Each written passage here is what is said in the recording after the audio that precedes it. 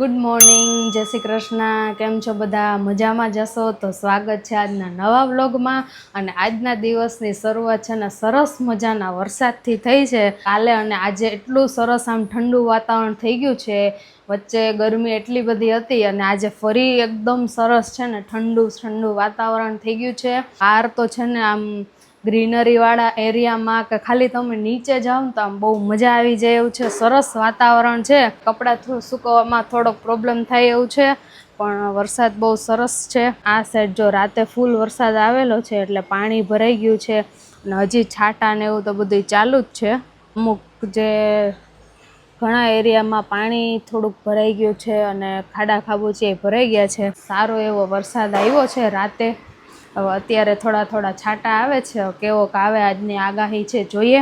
ને અમારા મનસ્વી બેન જો બહાર રમવા ગયા છે. મનસ્વી કુંજ ભાઈ વારે બેટ બોલ થી રમે છે. કાનું તો હે ભાઈ વારે રમે છે હે. હા કરો, થ્રો કરો. ભાઈ વારે સવારમાં રમવાની મજા આવી ગઈ નહીં? ચલો આમ સીધા ઉભા ને પછી આમ બેટ થી મરાય. ચલો ભાઈ થ્રો કરે છે. રમો. હા વાહ વાહ વાહ. પકડો.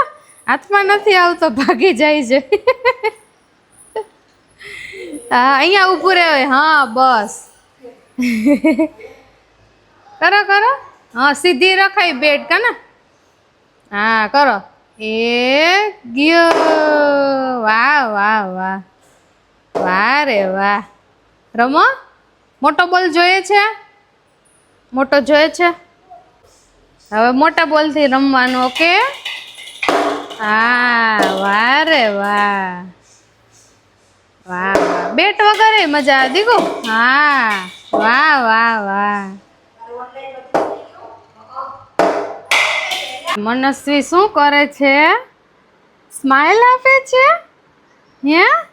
જો અહીંયા સોફા ઉપર જ અમારો મુકામ હોય. ગાદલીઓ બધી પાડી દે, મમરા ઢોળે ને જો એક કામ કરીએ તો બીજું કરવાનું આપણે. હા મનસ્વી શું કરતો હતો દીકો?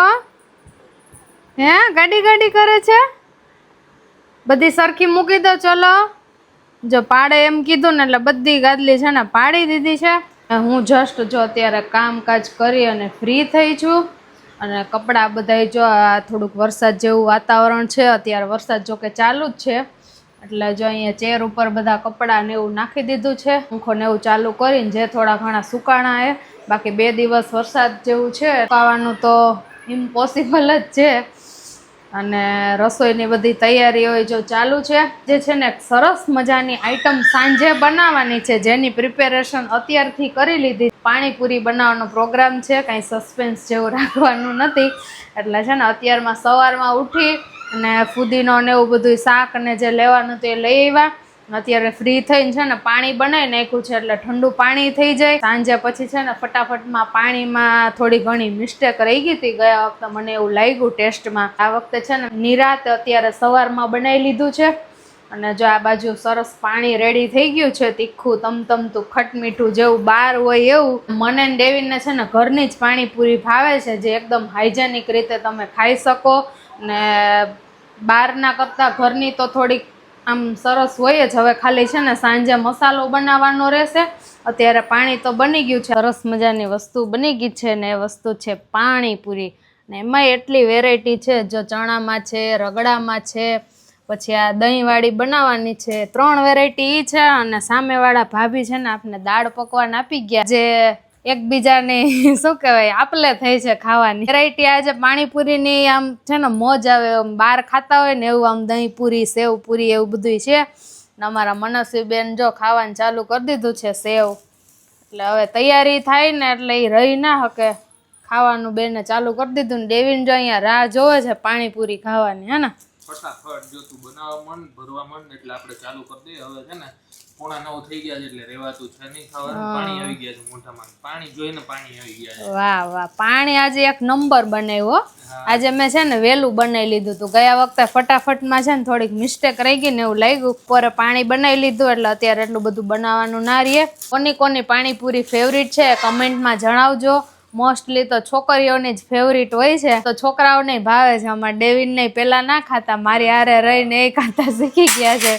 ઓય મનસ્વી જો આમાં સેવ નાખે છે, તે ખાઈ લીધો એટલે અમારે હવે નહીં ખાવાનું. અમારે હજી ખાવું છે મને. હા તો પછી હા તો તું અહીં આવી જા ચાલ ખાવા. તો ચલો ફટાફટ પાણીપુરી ખાઈ લઈએ અને મસ્ત ટમી ભરી લઈએ.